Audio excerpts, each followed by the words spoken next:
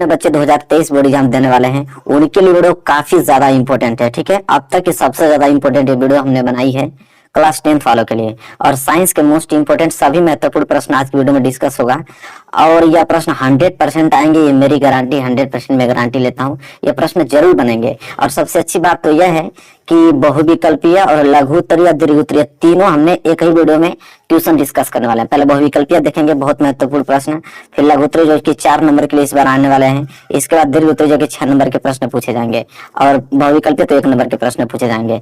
तो सभी प्रश्न हम डिस्कस करने वाले हैं। इस वीडियो पर हमने टारगेट 1000 लाइक रखा है, जो कि बहुत कम है, आप लोग इसको पूरा करा देना। लेकिन एक और रिक्वेस्ट मैं करना चाहता हूँ कि जितने बच्चे मेरे चैनल पर रेगुलर हैं, जो मेरे स्टूडेंट हैं, जो रेगुलर पढ़ रहे हैं, उनसे एक ही निवेदन है कि वीडियो को पूरा देखना, क्योंकि आप लोगों के लिए वीडियो बनाई जा रही है। मैं वो क्वेश्चन बता रहा हूँ जो कि एग्जाम में आने वाला है, वो भी उस क्वेश्चन को हमने बहुत सिंपल तरीके से लिखा हुआ है और अच्छे तरीके से समझाऊंगा।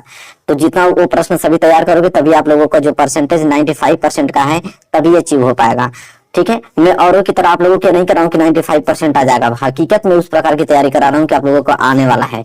ठीक है, मैं बहुत ज्यादा सीरियसनेस हूँ और हमेशा सीरियस रहता हूँ अपने पढ़ाई को लेकर, और आप लोगों को भी रहना है। अगर मेरे चैनल पे आप लोग पढ़ के टॉप करना चाहते हो तो रेगुलर वीडियो मिल रही है, वही वीडियो को आप लोगों को फॉलो करना है, पूरा वीडियो देखना है, नोट्स बनाना है, पढ़ना है। चलिए अब वीडियो स्टार्ट हम करते हैं। ठीक है, सबसे पहले हम देखेंगे बहुविकल्पीय प्रश्न और पहला प्रश्न देखते हैं। और बहुविकल्पीय प्रश्न में आंसर तो बताऊंगा, लेकिन मेरे से पहले ही आप लोगों को आंसर बता देना है, क्योंकि हमने बहुत सारा प्रैक्टिस करा दिया ऑब्जेक्टिव क्वेश्चंस।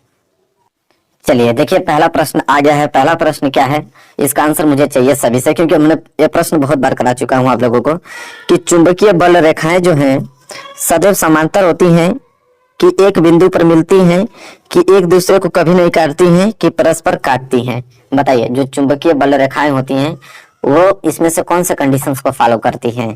ठीक है मेरे प्यारे विद्यार्थियों, इसका राइट आंसर होगा ऑप्शन सी, क्योंकि एक दूसरे को कभी नहीं काटती हैं। देखिए, चुंबकीय बल रेखाएं, जैसे एक चुंबक में अगर ले लेता हूं तो इसमें से चुंबकीय बल रेखाएं निकलती है। जैसे यहाँ से निकलेगा तो यहाँ जाएगा, ठीक है, यहाँ से तो ऐसे, ठीक है, फिर यहाँ से ऐसे, यहाँ से ऐसे, मतलब एक दूसरे को कभी काटेंगे नहीं वो। ठीक है, तो चुंबकीय बल रेखाएं एक दूसरे को कभी नहीं काटती हैं, और सी जो है इस क्वेश्चन का राइट आंसर होगा। यह प्रश्न जो है मेरे प्यारे विद्यार्थियों बहुत IMP है। जाके आप प्रीवियस ईयर पेपर उठाकर सारे प्रश्न को चेक कर लेना है। आज की वीडियो में जितना भी डिस्कस करूंगा, प्रीवियस ईयर पेपर पूरा उठा के देख लेना, चाहे 2019 को हो या 2020 का हो, 2022 का हो, ये सारे प्रश्न आपको देखने को मिलेंगे और इस बार भी देखने को मिलेगा। चलिए प्रश्न दूसरा देखिए। प्रश्न दूसरा मेरे प्यारे विद्यार्थियों यह है कि किसी चालक में 2 एम्पियर की धारा प्रवाहित हो रही है, तो 2 सेकंड में चालक से गुजरने वाले आवेश की मात्रा बताइए। ठीक है, 4 कूलाम होगा कि 1 कूलाम होगा कि 6 कूलाम होगा कि 8 कूलाम होगा, बताइए क्या होगा राइट आंसर क्वेश्चन नंबर दूसरे का। बहुत ही ज्यादा सिंपल क्वेश्चन है, तो जल्दी से सॉल्व करके बताइए। देखिए मेरे प्यारे विद्यार्थियों, किसी चालक में 2 एम्पियर, एम्पियर मतलब क्या समझते हैं आप, आई का वैल्यू दिया है कि 2 एम्पियर धारा प्रवाहित हो रही है 2 सेकेंड में, मतलब टी का वैल्यू कितना दिया है, 2 सेकेंड दिया है। पूछ रहा है कि चालक से गुजरने वाले आवेश, आवेश मतलब क्यू का वैल्यू, तो क्यू बराबर फॉर्मूला होता है आई इंटू टी। ठीक है, तो आई का वैल्यू कितना है, 2 एम्पियर, और टी कितना है, 2 सेकेंड, तो 2 दूनी के 4। अब हालांकि आवेश है तो आवेश का मतलब कुलाम होता है, तो यहाँ कुलाम होगा, मतलब 4 कुलाम होगा। ऑप्शन नंबर ए इस प्रश्न का राइट आंसर हो जाएगा। ठीक है मेरे प्यारे विद्यार्थियों, देख रहे हैं ना कितना सिंपल क्वेश्चन। ऐसे ही प्रश्न बनते हैं एग्जाम में, और उन सभी प्रश्नों को आप करके अच्छे से चले आओगे। चलिए देखिए प्रश्न नंबर तीसरा। प्रश्न नंबर तीसरा है, विद्युत शक्ति का मात्रक क्या होता है, बताइए। विद्युत शक्ति का मात्रक होता है, option A volt, option B watt, option C ampere, option D ohm. बताइए क्या होगा राइट आंसर। विद्युत शक्ति, शक्ति मतलब पावर, पावर का जो मात्रक होता है मेरे प्यारे विद्यार्थियों वाट होता है। और ये बहुत सिंपल क्वेश्चन है, हमको तो लगता है कि 20 में 20 आप लोग ऑब्जेक्टिव क्वेश्चन करके चले आओगे, अभी भी कर दोगे, इसी में 20 में 20 कर दोगे, मुझे यकीन है, क्योंकि आपकी तैयारी में देख रहा हूँ ना बहुत अच्छे से चल रही है। अगला प्रश्न देखते हैं। अगला प्रश्न है 4। इसका प्रश्न तो बहुत सिंपल है कि कह रहा है कि विद्युत जो धारा है, तो विद्युत धारा का मापन किया जाता है किससे, वोल्ट मीटर से, अमीटर से, गैल्वेनोमीटर से, कि ऊर्जा मीटर से। बताइए क्वेश्चन नंबर 4 का राइट आंसर क्या होगा, विद्युत धारा। तो विद्युत धारा का मापन किससे किया जाता है, सिंपल जवाब होना चाहिए आप लोगों को कि अमीटर से किया जाता है, इसमें कोई संकोच वाली बात नहीं है। ठीक है, चलिए बढ़ते रहिए।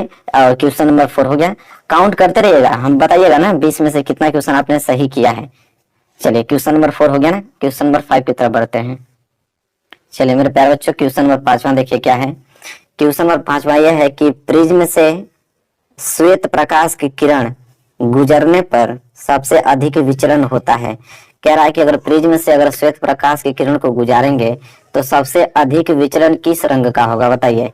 बैगनी रंग का होगा कि हरे रंग का होगा कि पीले रंग का होगा कि लाल रंग का होगा बताइए।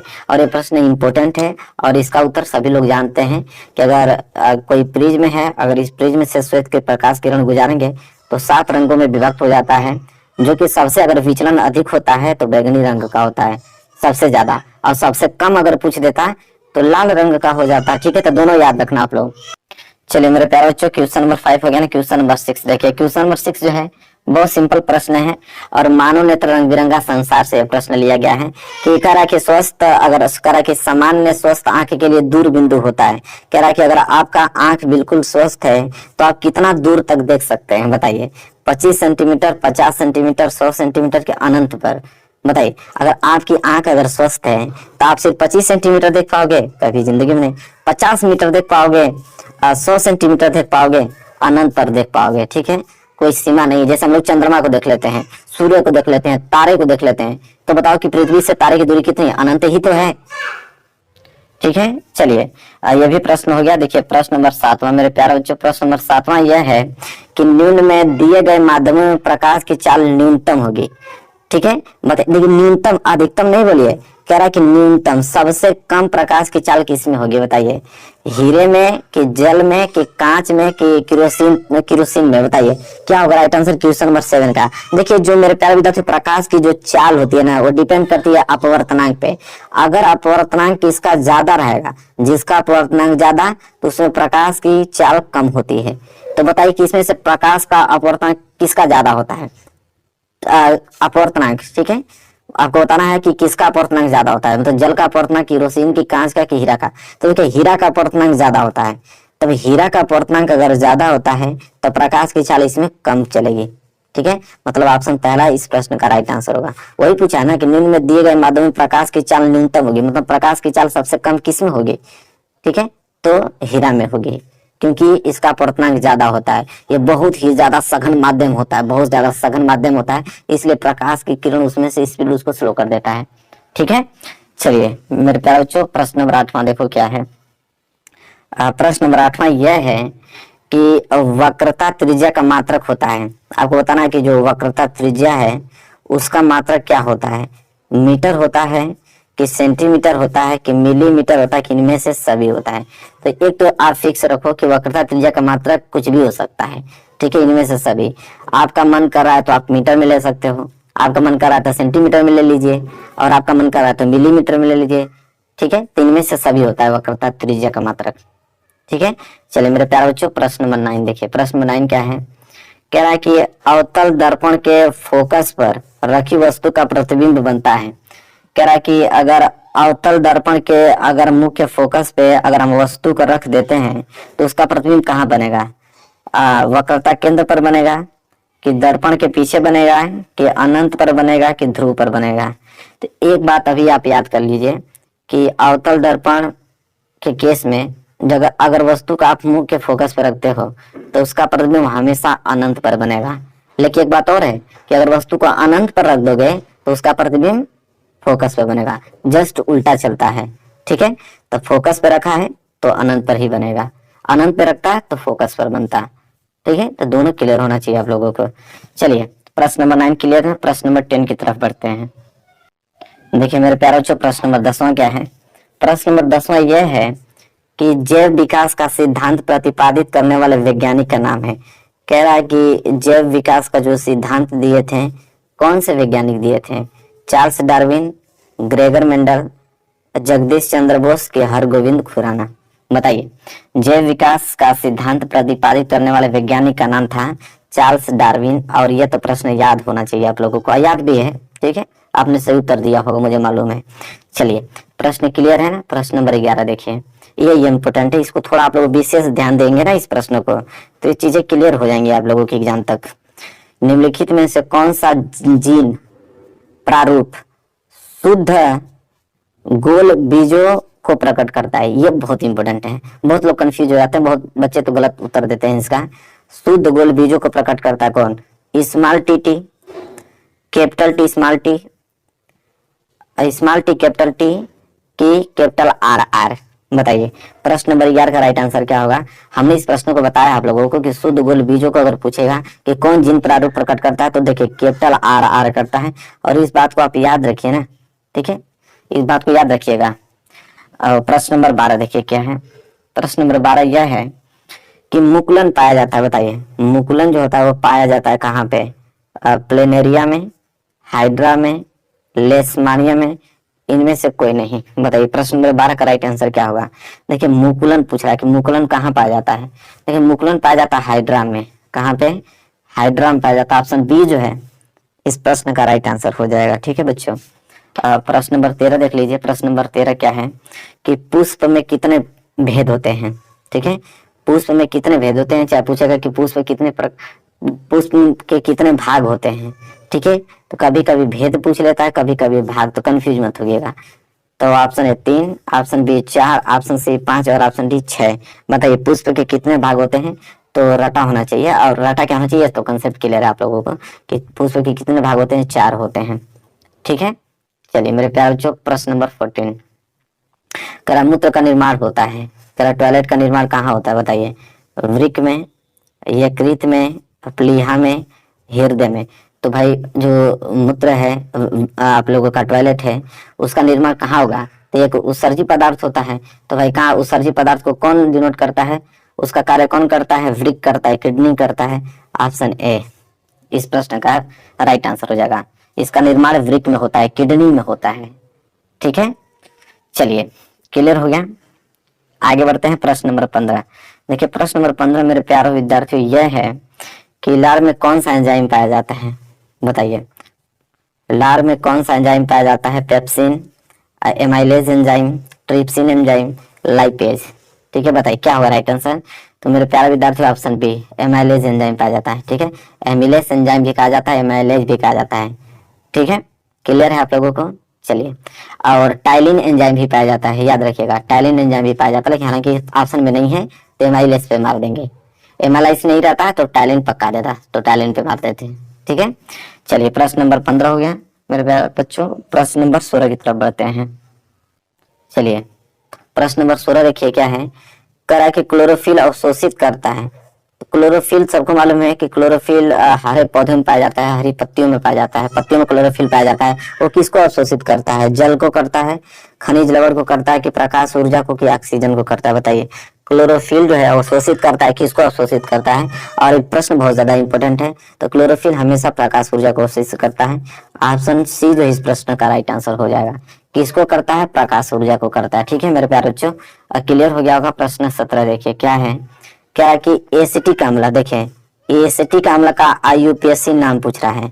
ठीक है, एसिटिक अम्ल का आईयूपीएससी नाम क्या होता है? बताइए एसिटिक अम्ल, एथनोइक अम्ल, मेथनोइक अम्ल, कि प्रोपेनोइक अम्ल? बताइए प्रश्न नंबर 17 का राइट आंसर क्या होगा? ये देखिए प्रश्न बहुत ज्यादा इंपॉर्टेंट है। ठीक है, एसिटिक अम्ल का आईयूपीएससी नाम क्या होता है मेरे प्यारे बच्चों? एथनोइक अम्ल होता है। और ऑप्शन बी जो है इस प्रश्न का राइट आंसर होगा। इन प्रश्नों को आप याद रखिएगा, ये सारे प्रश्न एग्जाम में बनेंगे आपसे। ठीक है, चलिए प्रश्न नंबर 18 देख लीजिए क्या है। बताना है ना कि इन 4 ऑप्शन में से एल्डिहाइड कौन है? एल्डिहाइड किसको कहा जाता है? बताइए मेथेनॉल को, मेथेनॉल को, एथेनॉल को, एथेन को? बताइए क्वेश्चन नंबर 18 का राइट आंसर क्या होगा? ठीक है, एल्डिहाइड, तो देखिए एल्डिहाइड इसमें से मेथेनॉल है। क्या है? मेथेनॉल जो है वो आपका एल्डिहाइड है। ठीक है, तो ये भी प्रश्न इंपॉर्टेंट है और इन प्रश्न को भी याद करना है आप लोगों को अच्छे तरीके से। आगे अगर हम बढ़ेंगे तो प्रश्न नंबर 19 देखिए क्या है। प्रश्न नंबर 19 मेरे प्यारे बच्चों यह है कि रिएक्शन दे दिया है कि ऊपर दी गई जो अभिक्रिया है वो किस प्रकार की अभिक्रिया है? संयोजन अभिक्रिया होगी, कि द्विविस्थापन, कि वियोजन, कि विस्थापन? पहले डिस्कस कर लेते हैं, इस रिएक्शन को देख लेते हैं क्या है। Fe2O3 मतलब फेरस ऑक्साइड एल्युमिनियम के साथ अभिक्रिया करके एल्युमिनियम ऑक्साइड और Fe बना रहा है, लोहा बना रहा है। ठीक है, देखिए हुआ क्या इसमें यह है कि एल्युमिनियम अभिक्रिया कर रहा है। तो देखिए एल्युमिनियम अभिक्रिया कर रहा है, लेकिन देखिए एल्युमिनियम क्या किया, फेरस ऑक्साइड के साथ अभिक्रिया करने के बाद इस Fe को, लोहा को अलग कर दिया। मतलब देखिए क्या किया है कि अलग कब कर सकता है, जब ये अधिक अभिक्रियाशील होगा। तो अधिक अभिक्रियाशील वाला तत्व कम अभिक्रियाशील वाले तत्व को उसके ही यौगिक में से उसको विस्थापित कर दिया। ये किसका परिभाषा होता है, तो विस्थापन अभिक्रिया का, मतलब ऑप्शन डी जो है इस प्रश्न का राइट आंसर हो जाएगा। ठीक है, तो इस प्रकार के प्रश्न बनते हैं, आराम से आप इसको कर पाओगे अच्छे से। और लास्ट प्रश्न 20वां देखते हैं, इसके बाद हम लोग लघुत्तरीय देखेंगे। ठीक है, 20वां प्रश्न ये है मेरे प्यारे बच्चों कि धावन सोडा का रासायनिक सूत्र क्या होता है। अब तो ये प्रश्न याद होना चाहिए ना आप लोगों को कि धावन सोडा का रासायनिक सूत्र क्या होता है। NaHCO3, Na2CO3 10H2 कि CaOCl2 कि NaOH, बताओ क्या होता है। तो धावन सोडा का रासायनिक सूत्र मेरे प्यारे बच्चों यह होता है Na2CO3 10H2, जिसे हम क्या बोलते हैं, सोडियम कार्बोनेट कहते हैं। ये किसका सूत्र होता है बताओ, तो यह खाने वाला सोडा का होता है, बेकिंग सोडा का। इसको बोलते हैं सोडियम हाइड्रोजन कार्बोनेट या सोडियम बाइकार्बोनेट। ये किसका सूत्र होता है, तो ब्लीचिंग पाउडर का होता है, विरंजक चूर्ण। इसे बोलते हैं कैल्शियम ऑक्सीक्लोराइड। इसका तो जानते हो, ये तो सोडियम हाइड्रोक्साइड है। ठीक है, चलिए तो देखिए अब तक हमने 20 प्रश्न बहुविकल्पीय डिस्कस कर दिया है। सारे महत्वपूर्ण प्रश्न आप लोगों को याद होना चाहिए और याद भी होगा, हमें मुझे मालूम है आप लोगों को याद भी होगा। बस प्रैक्टिस जितनी करके जानी है, एग्जाम में 20 में 20 लाना है। चलिए अब देखते हैं लघुत्तरीय प्रश्न। चलिए मेरे प्यारे बच्चों देखिए लघुत्तरीय प्रश्न जो कि पहला प्रश्न में डिस्कस करने वाला वाकई में बहुत ज्यादा इंपॉर्टेंट है। और आप देख सकते हो कि 2014 से लेके 15 में, 17 में, 19 में, 20 में, 22 में प्रश्न पूछा गया है। ये देखिए जो प्रश्न आप लोगों को बता रहा हूँ 100%, 101% गारंटी है कि ये प्रश्न आएंगे।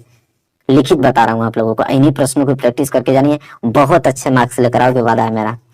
प्रश्न पहले देख लो क्या है कि दहन अभिक्रिया पर संक्षिप्त टिप्पणी लिखें। मतलब दहन अभिक्रिया क्या होती है, तो सिंपल परिभाषा लिख के लेकर आया हूं मैं आप लोगों को, थोड़ा भी दिक्कत नहीं होगा याद करने में आप लोगों को। जितना हो सकता है सिंपल उतना मैं सिंपल लिख के लेकर आता हूं। ठीक है, दहन अभिक्रिया पर संक्षिप्त टिप्पणी। देखिए दहन अभिक्रिया होता क्या है कि वह रासायनिक अभिक्रिया है जिसमें कोई भी पदार्थ वायु ऑक्सीजन की उपस्थिति में जल जाता है या ऑक्सीकृत हो जाता है, दहन अभिक्रिया कहलाता है। सिंपल, कोई रासायनिक अभिक्रिया जिसमें कोई भी पदार्थ होगा, मतलब दहन अभिक्रिया वह आता है कि वह रासायनिक अभिक्रिया कोई भी पदार्थ ऑक्सीजन की उपस्थिति में जल जाता है या ऑक्सीकृत हो जाता है, दहन अभिक्रिया कहलाता है। सिंपल। अब बताइए कितना नॉर्मल हमने इसको परिभाषा लिखा है। किताब में तो आपको बहुत बड़ा दे चुका है, क्वेश्चन बैंक में भी बहुत बड़ा दिया है, लेकिन कोई मतलब है नहीं, उसको याद नहीं कर पाओगे। देखो सिंपल जवाब दोगे पूरे नंबर मिलेंगे। ठीक है, चलिए इसलिए मैं कहता हूँ कि नोट्स बनाओ। ठीक है, इस परिभाषा को याद करना है, ना कि क्वेश्चन बैंक से, ना कि किताब से। जो मैं लिखवाता हूँ उस परिभाषा को याद करना है। इसलिए लिखवाता हूँ क्योंकि सिंपल वे में लिखवाऊंगा तो सिंपल याद करके जाओगे और याद भी हो जाएगा और अच्छे अंक भी लाओगे। चलो उदाहरण के तौर पे और क्लियर हो जाएगा कि देखो जैसे उदाहरण आप दोगे कि एलपीजी के प्रमुख घटक ब्यूटेन का दहन वायु के साथ करने पर कार्बन डाइऑक्साइड प्राप्त होता है। देखिए जो एलपीजी गैस होती है तो एलपीजी के जो प्रमुख घटक ब्यूटेन होता है, ब्यूटेन का सूत्र होता है CuH10। देखिए इसका हम लोग यहाँ पे रिएक्शन कराते हैं कैसे, देखिए ये होता है आपका Cu थोड़ी होता है, अरे C4 न होता है, U थोड़ी होता है। कार्बन के 4 परमाणु होते हैं। ठीक है, इसको सही कर लेना आप लोग। C4 होता है, C4 और H10 होता है ब्यूटेन का। ठीक है, तो चलिए रिएक्शन कराते हैं तो हो जाएगा आपका C4H10। ये आपका क्या है, ब्यूटेन है। यहाँ लिख भी देता हूँ, ये आप लोगों का ब्यूटेन है। ठीक है, इसकी अभिक्रिया हमें कराना है ऑक्सीजन के साथ, क्योंकि ऑक्सीजन की उपस्थिति में जलाना है। याद रखिए ऑक्सीजन को हम लोग जो लेंगे उसके अणु भार 13/2 लेंगे। ठीक है, 13/2 से हम लोग ऑक्सीजन की अभिक्रिया कराएंगे और जब रिएक्शन कराएंगे तो मालूम चलेगा कि यहाँ पे देखिए कार्बन 4 है तो यहाँ पे लिखेंगे कार्बन 4। ठीक है, और हाइड्रोजन यहाँ पे 10 है तो यहाँ लिखेंगे हाइड्रोजन 10 प्लस ऑक्सीजन। यहाँ पे देखिए ये 2 से 2 क्या हो जाएगा, कैंसिल हो जाएगा, बच जाएगा 13 ऑक्सीजन। तो ऑक्सीजन कितना बच गया, 13। अब इसको फिर यहाँ पे उतारेंगे, ये बच गया आपका C4 और H10 और प्लस के 13 ऑक्सीजन। जब यह आपस में अभिक्रिया करेगा दोनों तो अब क्या बनाएगा देखिए, तो यहाँ पे देखिए कार्बन कितना है, 4, तो ये हो जाएगा आपका 4 कार्बन। ठीक है, और यहाँ पे देखो 13 ऑक्सीजन है ना, तो यहाँ से हम 2 ऑक्सीजन ले लेते हैं, तो 2 ऑक्सीजन लेंगे तो यहाँ पे हो जाएगा 2 ऑक्सीजन। तो कितना ऑक्सीजन बच जाएगा यहाँ पे आपके, 11 ऑक्सीजन भी बच गया।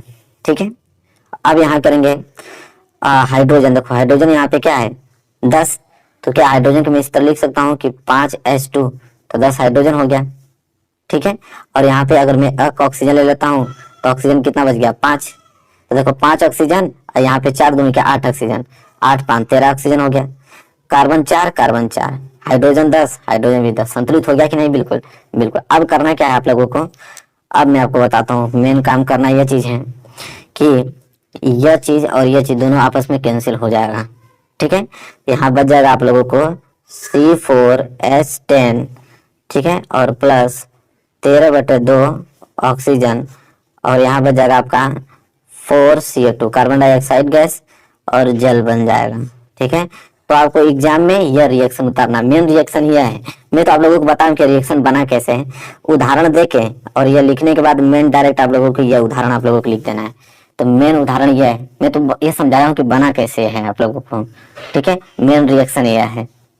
तो यह प्रश्न बहुत ज्यादा इंपॉर्टेंट है मेरे प्यारे विद्यार्थियों, बहुत ज्यादा। ये क्वेश्चन इतना ज्यादा महत्वपूर्ण है कि सीधा एग्जाम में आएगा 4 नंबर के लिए, ठीक है। चलिए मेरे प्यारे बच्चों, ये प्रश्न क्लियर हो गया, अगले प्रश्न की तरफ बढ़ते हैं। देखिए मेरे प्यारे विद्यार्थियों, बहुत ज्यादा महत्वपूर्ण प्रश्न मैं आप लोगों के लिए लेकर आया हूँ। यह वाला प्रश्न है कि कार्बन यौगिकों में प्रतिस्थापन अभिक्रियाओं पर एक टिप्पणी लिखिए। 17 में, 18 में, 19 में, 22 में प्रश्न इतना ज्यादा इंपॉर्टेंट है कि इसको जितनी हो सके उतनी बार इन्हीं प्रश्नों की प्रैक्टिस आप करते रहिए, ठीक है। तो कार्बनिक यौगिकों में प्रतिस्थापन अभिक्रिया क्या होता है वो जानने वाले हैं। सिंपल टॉपिक है, बहुत भारी नहीं है। देखिए प्रतिस्थापन अभिक्रिया में लिखेंगे वे अभिक्रियाएं जिनमें किसी कार्बनिक अणु के किसी एक या एक से अधिक परमाणु या परमाणु समूह का किसी अन्य परमाणु या परमाणु समूह के द्वारा प्रतिस्थापन हो जाता है, प्रतिस्थापन अभिक्रिया कहलाती है। देखिए एग्जाम्पल से बिल्कुल क्लियर हो जाएगा कि परिभाषा कहना क्या चाहता है। देखिए जैसे एग्जाम्पल में हमने लिया कि कॉपर सल्फेट के विलयन में लोहे की कील डालने पर निम्नलिखित अभिक्रिया होती है तथा लोहे की कीलों पर कॉपर धातु जमा हो जाता है। देखिए कैसे कह रहा है, ये आपका कॉपर सल्फेट है, ठीक है, इसकी अभिक्रिया हमने लोहा से कराया, आयरन से। अब देखिए यहाँ पे प्रतिस्थापन अभिक्रिया लगेगा कैसे। देखिए प्रतिस्थापन अभिक्रिया में क्या होता है कि अधिक अभिक्रियाशील वाला तत्व अपने से कम अभिक्रियाशील वाले तत्व को उसके यौगिक में से उसको विस्थापित कर देता है। देखिए जैसे कॉपर सल्फेट है, इसके अभिक्रिया हमने लोहा से कराया। देखिए लोहा अधिक अभिक्रियाशील है कॉपर से, तो जब इसके साथ अभिक्रिया करेगा तो लोहा क्या करेगा कि कहेगा भैया कॉपर ऐसा है कि तुम हटो यहाँ से। कॉपर को देखो हटाकर अलग कर दिया और कॉपर के साथ हट गया कॉपर, तो बच गया सल्फेट, और सल्फेट के साथ ये आके जुड़ जाएगा। तो यहाँ पे देखिए फेरस सल्फेट बना दिया। तो यहाँ पे कॉपर सल्फेट की अभिक्रिया जब आयरन लोहा से कराते हैं तो फेरस सल्फेट और कॉपर बनता है। कॉपर मतलब तांबा बनता है। तो समझ में आ गया ना प्रतिस्थापन अभिक्रिया क्या होता है। तो देख रहे हो ना कितना सिंपल टॉपिक है। तो सारे टॉपिक क्लियर हो जाएंगे आप लोगों को, ठीक है। तो आप लोग ध्यान से अगर पढ़ोगे तो सारी चीजें क्लियर हो जाएंगी। घबराना नहीं है, मैं आपके साथ हूँ, बिल्कुल आपके साथ हूँ। सारे टॉपिक को समझा दूंगा, एक भी टॉपिक छोड़ूंगा नहीं। बस आप पे डिपेंड करता है कितना पढ़ लेते हो। इन्हीं की सुनो कि आप प्रैक्टिस करनी है ना आप लोगों को। कोई फालतू वीडियो देखने की जरूरत ही नहीं है किसी की। आप इसकी फोकस करो, इन्हीं प्रश्नों की प्रैक्टिस करो, सारे प्रश्नों को याद कर लो, यही प्रश्न आएंगे एग्जाम में, अच्छे नंबर लेके आओगे, ठीक है।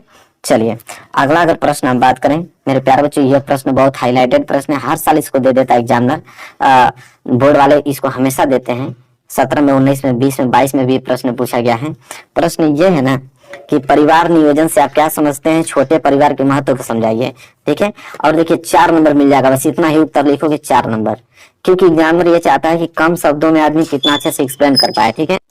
चलिए देखते हैं। तो देखिए यहाँ पे हम लोग ये देखेंगे परिवार नियोजन होता क्या है कि परिवार कल्याण हेतु बच्चों की संख्या सीमित कर परिवार को नियोजित करने की प्रक्रिया को परिवार नियोजन कहते हैं। यदि परिवार में बच्चों की संख्या सीमित होगी तो वह परिवार अधिक सुखी जीवन तथा अच्छा रहन रख सकेगा।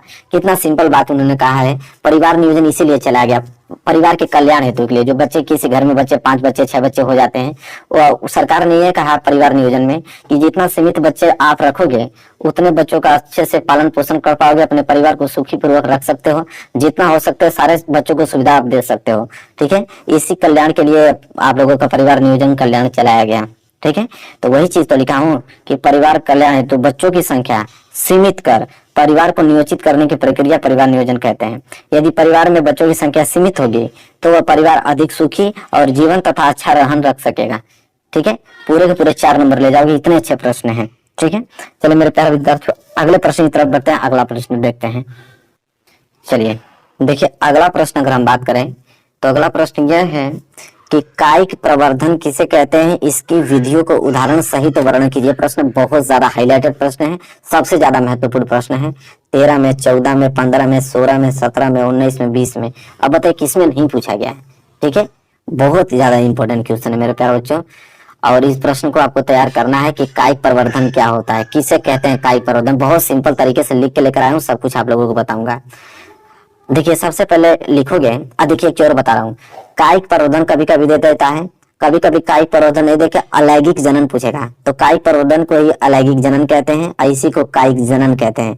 तो जो आपके पेपर आएगा उसमें कायिक जनन भी दे सकता है, या तो अलैंगिक जनन पूछेगा या तो कायिक प्रवर्धन पूछेगा, तीनों में से कुछ भी पूछेगा, यही उत्तर लिखोगे। ठीक है, चलो लिखेंगे। कह रहा है कि बिना बीज वाले पौधों में जनन क्रिया कायिक जनन द्वारा होता है। पौधों में कायिक अंग जड़, तना, पत्ती में जनन कलियों द्वारा नया पौधा निकलता है। इसका कहने का मतलब है कि जो बिना बीज वाले पौधे होते हैं, ठीक है, उनमें कायिक प्रवर्धन होता है, उनकी जो जनन की क्रिया होती है वो कायिक जनन कहलाती है, बिना बीज वाले पौधे। जैसे यहाँ पे, और एक चीज और बता देता हूँ, उसमें जो कायिक अंग होते हैं उनकी जो जड़ द्वारा, तना द्वारा, पत्ती द्वारा उनका जनन कराया जाता है। ठीक है, जड़ द्वारा, तना द्वारा, पत्ती द्वारा उनका जनन कराया जाता है और उससे इनके नए पौधे निकलते हैं। जैसे मैं आपको बता दूं, जैसे पत्ती, अरे जड़ वाला, ठीक है, तो जैसे जड़ वाला एग्जांपल अगर मैं आप लोगों को दूं, तो जैसे जड़ हुआ, पत्ती हुआ, ठीक है, तना हुआ। जैसे तना, यहाँ पे मैं अगर बात करूं तो तना की बात करूं, जैसे गुलाब, गुलाब देखें, गुलाब, गुलाब का फूल जो डंडी की तरफ मिलती है, उसको हम लोग पेंसिल के आकार को काट कर जब उसको हम लोग जमीन में गाड़ देते हैं तो उसमें कलियां निकलने लगती हैं। ठीक है, पत्ती की बात करें तो पत्ती में एक पौधा आता है ब्राइफिलम, ठीक है, वो पत्ती है, उस पत्ती को अगर हम यहाँ पे जमीन में गाड़ देते हैं तो उससे अब नए पौधे का निर्माण होने लगता है, उसमें कलियां निकलने लगती हैं। तो वही कह रहा है कि बिना बीज वाले पौधों में अगर जनन की प्रक्रिया करा जाए उसे कायिक जनन प्रक्रिया कहते हैं। और वो किसमें होती है, तो जड़ द्वारा, तना द्वारा, पत्ती द्वारा होती है। ठीक है, और देखिए दो तरीके से होती है, एक होता है कलम लगाना जिसे कटिंग कहते हैं। ठीक है, इसमें लिखेंगे दो तरीके से इसको लगाया जा सकता है। एक कलम लगाना, कलम लगाना मतलब कटिंग करना। कैसे, मतलब इस विधि में क्या होता है कि कलिकाओं युक्त छोटे छोटे टुकड़ों में काट दिया जाता है और इसे कलम कहते हैं, और इस कलम को भूमि में गाड़ दिया जाता है और यह तने तथा जड़ें फेंक देती हैं। जैसे गुलाब का फूल कैसे लगाते हैं, गुलाब का फूल मार्केट से डंडी के आकार के आता था, उसको कलम की आकृति को काट के जमीन में लगा देते थे तो उगने लगता था। ठीक है, जैसे में गुड़हल हुआ, अनास, गुलाब, ये जो है कलम लगाना मतलब इनकी जो हम लोग पौधे लगाते हैं वो कलम लगा कर करते हैं। कलम मतलब उसको काट कर पेंसिल की आकृति बनाकर उसमें जमीन में गाड़ते हैं तो वह नए पौधों में कन्वर्ट हो जाता है। ठीक है, तो ये तो कलम लगाना हो गया। दूसरा होता है दाब लगाना। दाब लगाकर भी हम लोग करते हैं। कैसे करा कि कुछ पौधों के तने को हम झुकाकर नम मिट्टी में पाट देते हैं। ठीक है, और कुछ समय बाद दबी हुई कली, जड़ तथा नए तने निकल आते हैं। कह रहा है कि कुछ ऐसे पौधे होते हैं कि जिनका निर्माण तने के द्वारा होता है। तो कोई तना ले लेंगे और तना को हम लोग झुकाकर और नमी, जहाँ नमी वाली मिट्टी रहेगा वहां पे गाड़ देंगे। कुछ समय बाद आप देखोगे वहां पे कि वहां से जड़े और नए तने निकलने शुरू हो जाएंगे। ठीक है, तो दो प्रकार के कायिक प्रवर्धन होता है, एक दाब लगाकर हम लोग कर सकते हैं, एक कलम लगाकर। ठीक है, देखिए कायिक जनन के लाभ क्या होते हैं कि जिन पौधों में बीज नहीं होती हैं उसमें हम कायिक जनन का उपयोग करते हैं। जिन पौधों में बीज नहीं होता है उसमें हम लोग क्या करते हैं, कायिक प्रवर्धन की प्रक्रिया से उस पौधे का निर्माण करते हैं। और दूसरा है कि इसमें नए पौधे जल्दी निकल आते हैं। दूसरा लाभ यह होता है कि जो कायिक जनन में यह होता है कि इसमें नए पौधे जो है बहुत जल्दी ही देखने को आपको मिल जाते हैं। तो यह प्रश्न बहुत ज्यादा इंपॉर्टेंट था, हमने बहुत एक्सप्लेन करके आप लोगों को समझाया है आराम आराम से, और कितने हमने सरल शब्दों में लिखा है कि ताकि आप लोगों को याद हो पाए। ठीक है, आई होप आपको क्लियर हो गया होगा सारे प्रश्न। ठीक है, चलिए आगे बढ़ते हैं मेरे प्यारे बच्चों। यह प्रश्न आप लोग जरूर से नोट कर लीजिएगा और अगले प्रश्न देखते हैं। देखिए मेरे प्यारे बच्चों, यह प्रश्न बहुत ज्यादा इंपॉर्टेंट है और यह एनसीईआरटी का प्रश्न है जो कि सबसे हाईलाइटेड प्रश्न। एक प्रश्न यहाँ से बनना अनिवार्य है, चाहे वो आपको उस्मा छेपी दे दे, चाहे वो आपको उस्मा सोसी दे दे, जरूर देगा, 100% देगा। देखिए 2020 से 2022 में प्रश्न पूछा गया था। देखिए उस्मा छेपी को कभी कभी दहन अभिक्रिया भी कहते हैं। देखिए एग्जामिनर आपको ऐसे पूछेगा दहन अभिक्रिया किसे कहते हैं, तो आप समझ लीजिएगा कि दहन अभिक्रिया, उस्मा छेपी अभिक्रिया दोनों एक ही होती है। ठीक है, चलिए देखते हैं। पहले हेडिंग डालेंगे कि ऊष्माक्षेपीय अभिक्रिया या दहन अभिक्रिया किसे कहते हैं। बहुत सिंपल टॉपिक है, समझ में आ जाएगा आप लोगों को। देखिए कह रहा है कि जिन रासायनिक अभिक्रियाओं में उत्पाद के निर्माण के साथ साथ ऊष्मा भी उत्पन्न होती है उन्हें हम ऊष्माक्षेपीय या दहन अभिक्रिया कहते हैं। देखिए कहना ये चाह रहा है, यह प्रश्न है कि कोई भी रिएक्शन हो रहा है, ठीक है, कोई आपकी अभिक्रिया हो रही है, अगर रिएक्शन के बाद आपका उत्पाद निकलता है, रिजल्ट निकलता है, अगर उस उत्पाद में अगर ऊष्मा भी निकल रही है 100% आप लोगों को उसमें क्षेपीय अभिक्रिया होगा, लिखित है।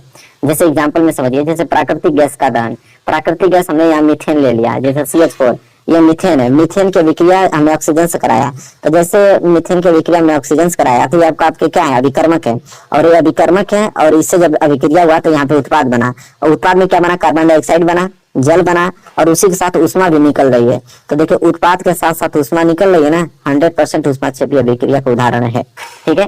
तो देखिए यही टॉपिक है, कितना आराम से समझ में आ गया आप लोगों को, तो क्लियर हो गया ना आप लोगों को। चलिए, और दूसरा होता है कि ऊष्माश्वसीय अभिक्रिया। तो अब ऊष्माश्वसीय अभिक्रिया क्या होता है, जस्ट उसका उल्टा, इसमें ऊष्मा निकल रही थी ना, इसमें ऊष्मा अवशोषित होगी, मतलब ऊष्मा खर्च होगी। लिखा है कि जिन रासायनिक अभिक्रियाओं में ऊर्जा जो है अवशोषित होती है, ठीक है, उन्हें हम ऊष्माश्वसीय अभिक्रिया कहते हैं। जैसे यहाँ पे नाइट्रोजन है, यहाँ पे ऑक्सीजन है, जब नाइट्रोजन और ऑक्सीजन की अभिक्रिया कराएंगे तो पहले इसमें ऊष्मा चाहिए, जब इसमें टेम्परेचर नहीं देंगे तब तक अभिक्रिया होगी नहीं। तो नाइट्रोजन और ऑक्सीजन की अभिक्रिया कराओगे तो यहाँ पे नाइट्रोजन ऑक्साइड बनेगा, और देखिए यहाँ से ऊष्मा अवशोषित हो रही है ना, तो ऊष्मा जब खर्च होती है तो माइनस लगाते हैं, और ऊष्मा जब निकलती है तो प्लस लगाते हैं, ठीक है।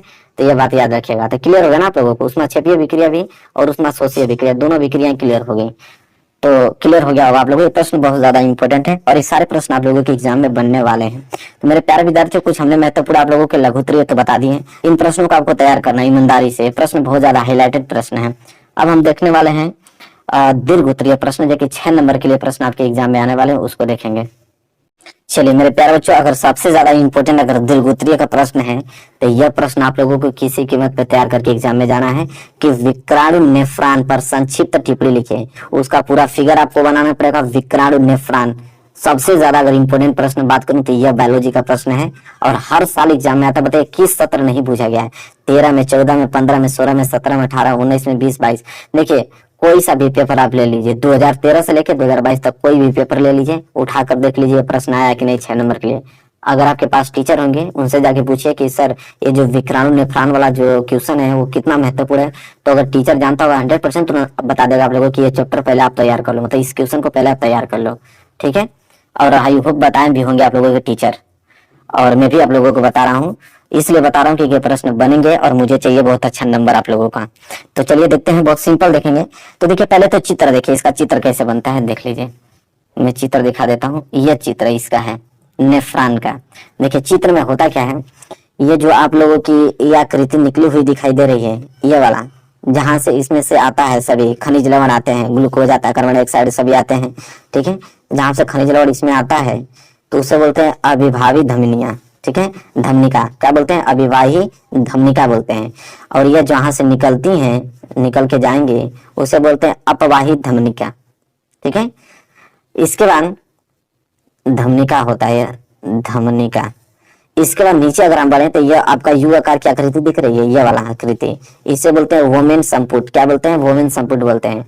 और वोमेन संपुट में जो कुच्छा की आकृति दिख रही है, इसे बोलते हैं ग्लोमेरुलस। क्या बोलते हैं, ग्लोमेरुलस बोलते हैं। आगे अगर बढ़ेंगे तो देखिए ये नली जैसे आकृति नीचे आई हुई है, ठीक है। और यहाँ पे आई हुई तो देखिए यहाँ पे कुछ शेप ले रही है, आकार ले रही है, इसको बोलते हैं कुंडलित नलिका। क्या बोलते हैं, कुंडलित नलिका। कुंडलित नलिका धीरे धीरे नीचे जा रही है आगे। अब यह जो नलिका आ रही है इसको बोलते हैं अवरोही चाप, ठीक है। अवरोही चाप बोलेंगे या तो बोलते हैं अवरोही लूप बोलते हैं इसको, अवरोही। अवरोही मतलब क्या होता है, घटते हुए, तो नीचे की तरफ आ रही है, घटते हुए आ रही है ना नीचे की तरफ, तो बोलते हैं अवरोही लूप। जैसे जैसे आगे अगर हम लोग बढ़ेंगे तब यही देखिए, यही जो लूप है अब ऊपर जाने लगा, तो ऊपर जाने लगा तो इसको बोलेंगे आरोही लूप, मतलब असेंडिंग लूप। इसे बोलते हैं डिसेंडिंग लूप, इसे बोलते हैं असेंडिंग लूप। अब यही अवरोही जो चाप है धीरे धीरे आगे बढ़ता हुआ जा रहा है, और यहाँ पे मुलाकात हुई। ये जो नलिका आपको दिखाई दे रही है इसे बोलते हैं संग्राहक नली। ये जो जा रही है ना इसको बोलते हैं संग्राहक नली। यही सारी संग्राहक नलिका बहुत सारी संग्राहक नलिकाओं से मिलती है। ये संग्राहक नलिका है, यहाँ से भी निकल रही है, यहाँ से भी आ रही है, यहाँ से भी आ रही है, यहाँ से भी आ रही है, बहुत सारी संग्राहक नलिका आ रही है। इसको बोलते हैं सामान्य संग्राहक नली, सामान्य संग्राहक नली का मतलब कि बहुत सारे संग्राहक नली यहाँ पे आके मिल रही हैं। और ये देखिए, ये जो यू आकार की आकृति दिखाई दे रही है यहाँ पे, ये बड़ी सी आकृति, इसको बोलते हैं हेनले का लूप या हेनले का चाप बोलिए, चाप को इंग्लिश में लूप कहते हैं, तो इसे हेनले का लूप बोलते हैं। ठीक है, इसके बाद यहाँ पे जो समाप्त हो रही है यहाँ पे मूत्रवाहिनियां हैं। ठीक है, यहाँ से बाहर निकल जाएगा। तो ये तो हमने डिस्कस किया आप लोगों का फिगर, जो कि एग्जाम में देगा बनाने के लिए, सचित्र वर्णन करने के लिए देता है, और बहुत सिंपल बनाया है, इसे ही आप लोग चलिए देखते हैं। तो देखिए आप लोगों का फिगर बन गया। अब इसका हम लोग देखेंगे कैसे इसको एग्जाम में लिखना है। ठीक है, देखिए एग्जाम में लिखना कैसे, उत्तर आप पहले क्या लिखोगे, पहले आप चित्र बनाओगे, चित्र आपने हमें बहुत एक्सप्लेन करके बता दिया आप लोगों को। इसके बाद यहाँ पे लिखोगे उत्तर में कि नेफ्रॉन वृक्क की संरचनात्मक एवं क्रियात्मक इकाई है, प्रत्येक विक्राणु रुधिर को छानता है तथा मूत्र का निर्माण करवाता है। विक्राणु निम्नलिखित भाग होते हैं। देखिए विक्राणु होता क्या है, विक्राणु कहाँ पाया जाता है, तो ये आपके वृक्क में पाया जाता है। वृक्क मतलब क्या होता है, किडनी, किडनी में पाया जाता है आप लोगों का विक्राणु, जिसे नेफ्रॉन कहते हैं। ठीक है, और उसका काम क्या होता है, तो वो रुधिर को छानता है। ठीक है, रुधिर को फिल्टरिंग करने का काम करता है, और फिल्टर करके वहां पे जो अपशिष्ट पदार्थ होते हैं उसको बाहर निकालता है, मतलब मूत्र का निर्माण करता है, टॉयलेट का निर्माण करता है। ठीक है, आगे हम बात करते हैं इसके भागों को। तो पहला वोमेन संपुट था।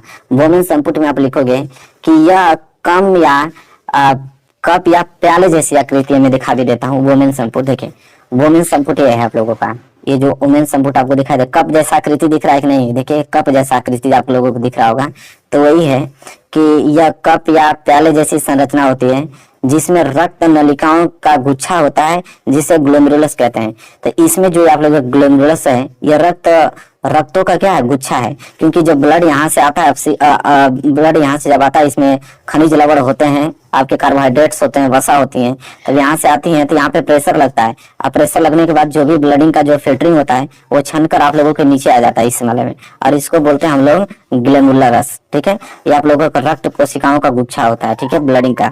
इसके बाद यहाँ पे ये आप लोगों का हो गया वोमेन संपुट। आगे हम बात करते हैं हेनले का लूप आता है, जो मेन पॉइंट है वही मैं लिखा रहा हूँ। हेनले के लूप में क्या होता है कि यह पतले नली का बना होता है, जिसकी आकृति यू जैसी होती है, और इसका निर्माण अवरोही चाप तथा आरोही चाप के मिलने से होता है। देखिए यू आकृति का है कि नहीं, और इसका निर्माण क्या हो रहा है, अवरोही चाप यहाँ से आ रहा है और आरोही चाप यहाँ से, दोनों के मिलने से यहाँ इसकी आकृति बन रही है, यू आकार का होता है। ठीक है, हेनले का लूप क्लियर हो गया। एक होता है संग्राहक नली, हेडिंग डालोगे, संग्राहक नली में लिखोगे यह एक विशेष प्रकार की नली होती है जहां सभी आरोप चाप, ठीक है, आकर मिलते हैं और इसके बाद सभी संग्राहक नली मूत्र नली में चल जाते हैं। यह संग्राहक नली, यहाँ से सभी लोग आते हैं अपशिष्ट पदार्थ और यहाँ से धीरे धीरे धीरे मूत्रवाहिनियों में चले जाते हैं। ठीक है, तो ये आप लोगों को लिखना है। इसके बाद इसका तभी क्रिया विधि लिखना है कि कार्य कैसे करता है। ठीक है, अब असली हेडिंग यहाँ से लिखोगे कि वृक्क का कार्य, क्योंकि एग्जामिनर 6 नंबर आपको देगा और हर साल आता है, इस बार भी आएगा, तो 6 नंबर के लिए भाई आपको लिखना पड़ेगा, तभी तो 6 नंबर मिलेंगे। अब लिखोगे वृक्क का विक्राणु का कार्य, नेफ्रॉन का कार्य क्या होता है, पहला लिखोगे। देखिए रुधिर जो होता है रीनल धमनी में बहुत दाब पर बहता है, जिससे ग्लोमेरुलस की पतली दीवारों से रुधिर छनता रहता है।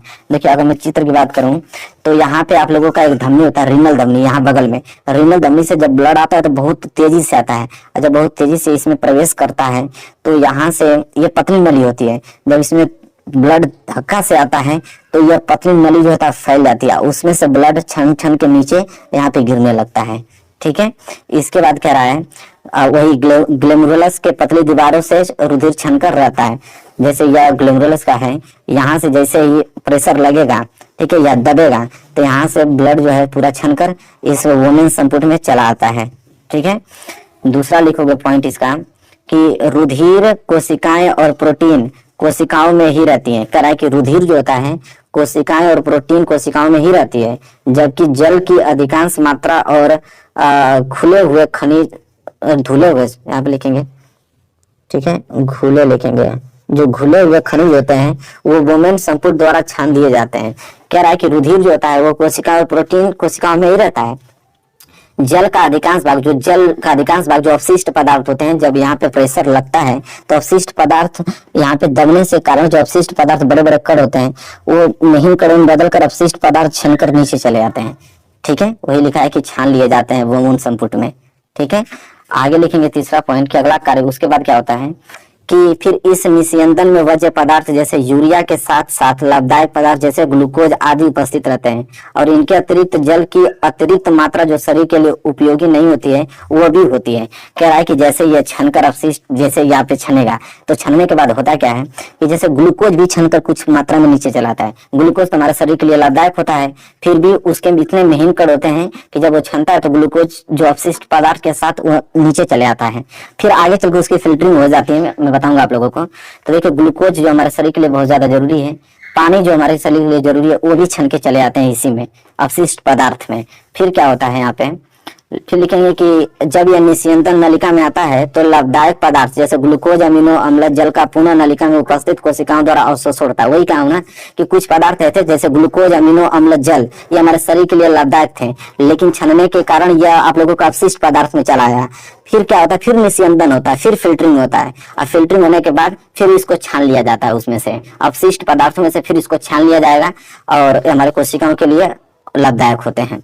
ठीक है, इसके बाद लिखेंगे कि उन वज्र पदार्थों को भी छनन इन कोशिकाओं द्वारा होता है जो शेष रह जाते हैं।